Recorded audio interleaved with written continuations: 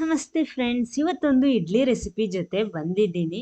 ಆದರೆ ಈ ಇಡ್ಲಿ ಎಲ್ಲ ಇಡ್ಲಿ ಥರನೇ ಅಲ್ಲ. ನಮಗೆ ಥಟ್ಟಂತ ಬೆಳಿಗ್ಗೆದ್ದು ಇಡ್ಲಿ ಮಾಡಬೇಕು ಅಂತ ಅನಿಸಿದರೆ ಈ ರೆಸಿಪಿ ನಿಮಗೆ ಟ್ರೈ ಮಾಡ್ಬೋದು. ಯಾಕಂದರೆ ಇದನ್ನು ನಾವು ರಾತ್ರಿ ಇಡೀ ಫರ್ಮೆಂಟೇಷನ್ಗೆ ಇಡಬೇಕಾದ ಅವಶ್ಯಕತೆ ಇಲ್ಲ. ಅದೇ ರೀತಿ ಅಡುಗೆ ಸೋಡಾ ಈನೋ ಆ ರೀತಿ ಯಾವುದೂ ಬಳಸಬೇಕಾದ ಅವಶ್ಯಕತೆಯೂ ಇಲ್ಲ. ನಮಗೆ ಬೆಳಿಗ್ಗೆದ್ದು ಥಟ್ಟಂತ ಈ ಸಾಫ್ಟ್ ಆಗಿರೋ ಇಡ್ಲಿ ರೆಡಿ ಮಾಡ್ಬೋದು. ಹಾಗಿದ್ರೆ ಇದು ಹೇಗೆ ಮಾಡೋದಂತ ನೋಡೋಣ. ಬನ್ನಿ ನನ್ನ ಜೊತೆ. ಈ ಸಾಫ್ಟ್ ಆಗಿರೋ ಇಡ್ಲಿ ಯಾವ ರೀತಿ ಮಾಡೋದು, ಇದಕ್ಕೆ ಏನೆಲ್ಲ ಹಾಕಬೇಕು ಅಂತ ನಾನು ಡೀಟೇಲ್ ಆಗಿ ಹೇಳ್ಕೊಡ್ತೀನಿ. ಬನ್ನಿ ನನ್ನ ಜೊತೆ. ನೋಡಿ, ಅದಕ್ಕೋಸ್ಕರ ಮೊದಲು ನಾನಿಲ್ಲಿ 1 ಕಪ್ ಅವಲಕ್ಕಿ ತಗೊಂಡಿದ್ದೀನಿ. ಯಾವ ಅವಲಕ್ಕಿ ಆದರೂ ಪರವಾಗಿಲ್ಲ. ಮೊದಲು ಇದನ್ನು ಚೆನ್ನಾಗಿ ತೊಳ್ಕೊಳ್ಳಿ. ಆಮೇಲೆ ಇದಕ್ಕೆ ನೀರು ಮೊಸರು ಸೇರಿಸಬೇಕು. 1 ಕಪ್ಪಿನಷ್ಟು ಮೊಸರು ಸೇರಿಸ್ಕೊಳ್ಳಿ. ನಾವೆಷ್ಟು ಅವಲಕ್ಕಿ ತಗೊಂಡಿದ್ದೀವೋ ಅಷ್ಟೇ ಮೊಸರು ತಗೊಂಡ್ರೆ ಆಯಿತು. ಮೊದಲು ಇದನ್ನು ಚೆನ್ನಾಗಿ ಒಂದ್ಸಲ ಮಿಕ್ಸ್ ಮಾಡಿಬಿಟ್ಟು ಒಂದು 10 ನಿಮಿಷ ರೆಸ್ಟ್ ಮಾಡ್ಕೊಳ್ಳಿ. ಅಷ್ಟೊತ್ತಿಗೆ ನೋಡಿ, ಇದಕ್ಕೆ ನೆಕ್ಸ್ಟ್ ಬೇಕಾಗಿರೋದು ಇಡ್ಲಿ ರವೆ. ಉಪ್ಪಿಟ್ಟು ರವೆ ತಗೋಬಾರ್ದು, ಇಡ್ಲಿ ರವೆ ಅಂತ ಸಿಗುತ್ತೆ ಅಲ್ವಾ, ಅಕ್ಕಿ ತರಿ ಥರ ಸಿಗುತ್ತೆ, ಸಣ್ಣ ತರಿ ಇರುವಂಥದ್ದು, ಅದನ್ನೇ ಉಪಯೋಗಿಸ್ಬೇಕು. 2 ಕಪ್ ತಗೊಂಡಿದ್ದೀನಿ. ಮೊದಲು ಇದನ್ನು ಕೂಡ ಚೆನ್ನಾಗಿ ತೊಳ್ಕೊಳ್ಳಿ. ಆಮೇಲೆ ಪುನಃ ನೀರು ಸೇರಿಸ್ಕೊಂಡ್ರೆ ಸಾಕು. ನೋಡಿ, ಇವಾಗ ತೊಳೆದು ತಂದಿದ್ದೀನಿ. ಇದನ್ನು ನೀರು ಸೇರಿಸ್ಕೊಂಡು ಮುಚ್ಚಿಟ್ಕೊಳ್ಳಿ. ಸ್ವಲ್ಪ ರುಬ್ಬೋದಿಕ್ಕೆಲ್ಲ ಇದೆ, ಅಷ್ಟೊತ್ತು ಮುಚ್ಚಿಟ್ಕೊಂಡ್ರೆ ಸಾಕು. ನೋಡಿ, ಇವಾಗ ಅವಲಕ್ಕಿ ಮೊಸರು ಜೊತೆ ಚೆನ್ನಾಗಿ ಮಿಕ್ಸ್ ಆಗಿಬಿಟ್ಟು ಸಾಫ್ಟಾಗಿ ಬಂದಿದೆ. ಇವಾಗ ಕರೆಕ್ಟ್ ಆಗಿದೆ. ಇನ್ನು ಇದನ್ನು ಮಿಕ್ಸಿ ಜಾರಲ್ಲಿ ಹಾಕ್ಕೊಳ್ಳಿ. ಎಲ್ಲ ಕೂಡ ಸೇರಿಸ್ತಾ ಇದ್ದೀನಿ. ಆಮೇಲೆ ಇದರ ಜೊತೆ ನಾನಿಲ್ಲಿ ಒಂದು 1/4 ಕಪ್ಪಿನಷ್ಟು ತೆಂಗಿನ ತುರಿ ಕೂಡ ಸೇರಿಸ್ತಾ ಇದ್ದೀನಿ. ಅದು ಕೂಡ ಹಾಕ್ಕೊಳ್ಳಿ. ಆಮೇಲೆ ರುಬ್ಬೋದಿಕ್ಕೆ ಎಷ್ಟು ಬೇಕೋ ಅಷ್ಟು ಮಾತ್ರ ನೀರು, ಅಂದರೆ ಆದಷ್ಟು ಸ್ವಲ್ಪ ನೀರು ಹಾಕ್ಕೊಂಡ್ಬಿಟ್ಟು ಫೈನಾಗಿ ರುಬ್ಬಬೇಕು. ರುಚಿಗೆ ತಕ್ಕಷ್ಟು ಉಪ್ಪು ಕೂಡ ಸೇರಿಸ್ಕೊಂಡು ರುಬ್ಬಿ ತರ್ತೀನಿ ನಾನು. ನೋಡಿ, ಇವಾಗ ಪೇಸ್ಟ್ ರೆಡಿ ಆಗಿದೆ. ಈ ರೀತಿ ಬರಬೇಕು.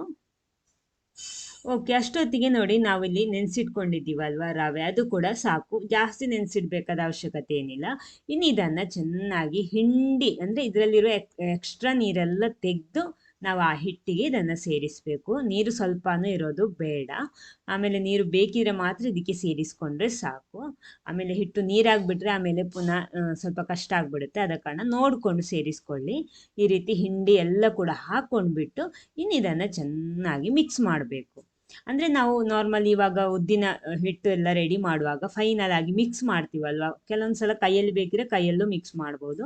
ಚೆನ್ನಾಗಿ ಬೀಟ್ ಮಾಡ್ತೀವಲ್ಲ ಒಂದು 10 ನಿಮಿಷ, ಆ ರೀತಿ ಇದನ್ನು ಚೆನ್ನಾಗಿ ಬೀಟ್ ಮಾಡಬೇಕು, ಮಿಕ್ಸ್ ಮಾಡಬೇಕು. ನೋಡಿ, ಈ ರೀತಿ ನಾನಿಲ್ಲಿ ಸೌಟು ಉಪಯೋಗಿಸ್ಕೊಂಡೇ ಮಾಡ್ತೀನಿ. ನೋಡಿ, ಇವಾಗ ಒಳ್ಳೆ ಸಾಫ್ಟ್ ಆಗಿರೋ ಹಿಟ್ಟು ರೆಡಿ ಆಗ್ತಾ ಇದೆ. ಇವಾಗ ಕರೆಕ್ಟಾಗಿ ಮಿಕ್ಸ್ ಮಾಡ್ಕೊಳ್ಳಿ ಇದನ್ನು. ಆ ಮಿಕ್ಸಿಂಗಲ್ಲಿ ನಮ್ಮ ಹಿಟ್ಟು ಒಳ್ಳೆ ಸಾಫ್ಟಾಗಿ ಬರುತ್ತೆ ಅದು. ನೋಡಿ, ಈ ರೀತಿ ಫುಲ್ಲಾಗಿ ಮಿಕ್ಸ್ ಮಾಡ್ಕೊಳ್ಳಿ. ಎಷ್ಟಾಗುತ್ತೋ ಆ ರೀತಿ ಮಿಕ್ಸ್ ಮಾಡ್ಕೊಳ್ಳಿ. ನೋಡಿ, ಇವಾಗ ಹಿಟ್ಟು ರೆಡಿ ಆಗಿದೆ. ಇದನ್ನು ಮುಚ್ಚಿಟ್ಕೊಳ್ಳಿ. ಅಷ್ಟೊತ್ತಿಗೆ ನಾವು ಇಡ್ಲಿ ಪಾತ್ರೆಯಲ್ಲಿ ನೀರೆಲ್ಲ ಬಿಸಿ ಮಾಡೋದಕ್ಕೆ ಇಡಬೇಕು. ಇವಾಗ ನೀರೆಲ್ಲ ಬಿಸಿ ಆಗಿದೆ. ಇನ್ನು ನಾವು ರೆಡಿ ಮಾಡಿಟ್ಟಿರುವ ಹಿಟ್ಟನ್ನು ಇದರಲ್ಲಿ ಹಾಕ್ಕೊಂಡ್ಬಿಟ್ಟು ಇಡ್ಲಿ ಮಾಡಿದರೆ ಆಯಿತು. ನೋಡಿ, ಸಖತ್ತಾಗಿ ಬರುತ್ತೆ. ಅಂದರೆ ಹೈ ಫ್ಲೇಮಲ್ಲಿ ಒಂದು 15 ನಿಮಿಷ ಬೇಯಿಸ್ಕೊಂಡ್ರೆ ಸಾಕಾಗುತ್ತೆ. ಆಮೇಲೆ ಬೇಕಿದ್ರೆ ನೀವು ಚೆಕ್ ಮಾಡ್ಬೋದು. ಬೆಂದಿಲ್ಲ ಅಂದರೆ ಜಾಸ್ತಿ ಹೊತ್ತು ಮಾಡ್ಬೋದು. ಅಂದರೆ ನಮಗೆ ಬೆಳಿಗ್ಗೆದ್ದು ತಟ್ಟಂತ ಒಂದು ಬ್ರೇಕ್ಫಾಸ್ಟ್ ಮಾಡಬೇಕಂತ ಇದ್ದರೆ ಖಂಡಿತ ಇದನ್ನು ಬಳಸ್ಬೋದು. ಅಂದರೆ ನಾನಿಲ್ಲಿ ಯಾವುದೇ ಬೇಕಿಂಗ್ ಸೋಡಾ ಏನೋ ಆ ಥರ ಏನೂ ಬಳಸಿಲ್ಲ. ಹೆಲ್ದಿಯಾಗಿ ಮಾಡ್ತಾ ಇರುವ ಇಡ್ಲಿ ರೆಸಿಪಿ ಇದು. ನೋಡಿ, 2 ತಟ್ಟಲ್ಲಿ ಕೂಡ ಫುಲ್ಲಾಗಿ ಹಾಕ್ತಾ ಇದ್ದೀನಿ. ಅವಾಗ ಅದು ಕರೆಕ್ಟಾಗಿ ಬೆಂದು ಸಿಗುತ್ತೆ ನಮಗೆ. ಎಲ್ಲ ಕೂಡ ಹಾಕ್ಕೊಂಡಿದ್ದೀನಿ.